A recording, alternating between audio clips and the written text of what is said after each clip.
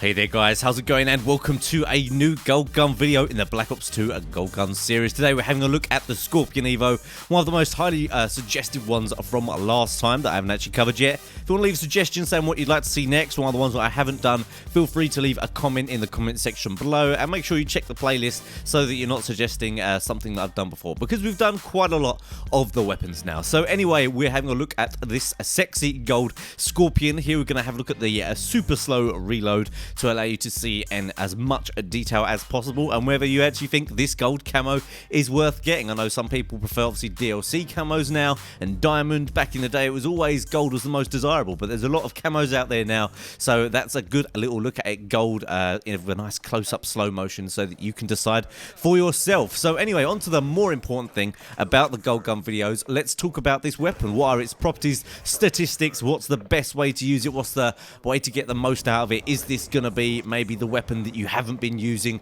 that maybe you should start using, and will allow you to up your game to that next level?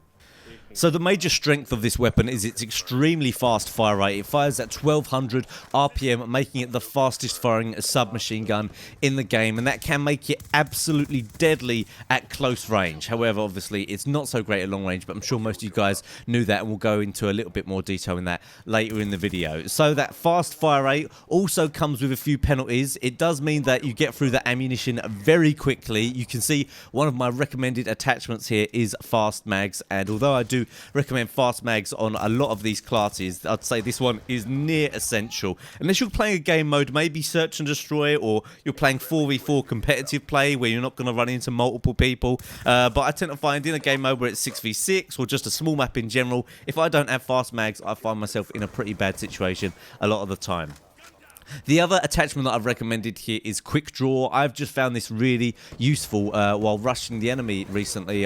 First, I wasn't really too interested in Quick Draw, but a few friends recommended it to me, and recently, when I've been using very close quarters weapons, I've found Quick Draw can be very useful. In general, I find it very useful. One thing I always say to people is, you know, you want to be aiming down sight a lot in this game. So when I use an assault rifle, I aim down sight a lot, gives me that extra accuracy. But obviously with a submachine gun, because you've already got the mobility, you're not going to need the extra mobility that stock gives you, so I go for Quick Draw on a lot of the submachine guns, and it just allows you to be more accurate. Here you can see when I run up on people, just aiming down sight really quick, and it allows me to get those bullets on target. And of course with this weapon, where you can miss so many bullets just by not shooting exactly on target for like half a second, it's very important to actually be getting as many of these bullets on target as possible. So it does actually have a fast to moderate reload speed, but just fast mags is just so useful. Honestly, you would probably want to try it out. Now this gun will tear through the ammunition because of that fast fire rate. Pretty much everything that you're doing, you know, in terms of building a play style and perks around this weapon kind of revolves around making the most out of this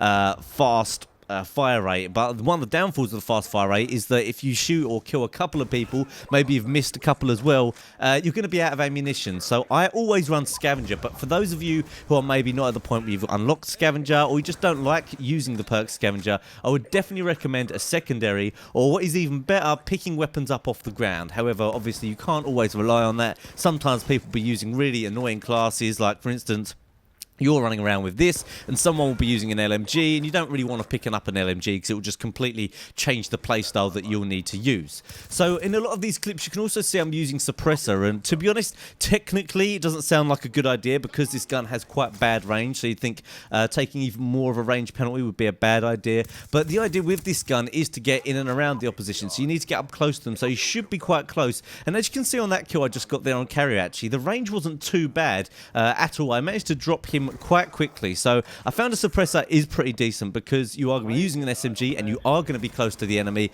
There was quite a lot of times where I got caught out just because I was firing off my gun in the enemy spawn and they just knew I was there. So a Suppressor is definitely another one I would recommend. So maybe you want to whack out the old primary gunfighter and go for 3 attachments instead of 2. In terms of perks, I would say Dexterity would be a very good one because you probably are going to be running around quite a lot rushing with this gun. So the ability to draw up the gun that little bit faster after your sprint is going to be very desirable. Scavenger, like I just kind of mentioned. And then after that, it kind of depends on what game style you want to go for. Maybe you want to be someone goes around with the Suppressor and Ghost, or maybe you want to have lightweight just for that extra extreme mobility. I do actually quite like using lightweight, extreme conditioning, dexterity and fast hands, and that just turns you into the super fast super soldier, I suppose, and it is a lot of fun running around and rushing with that creator class setup, and this is a gun that would definitely suit a setup like that.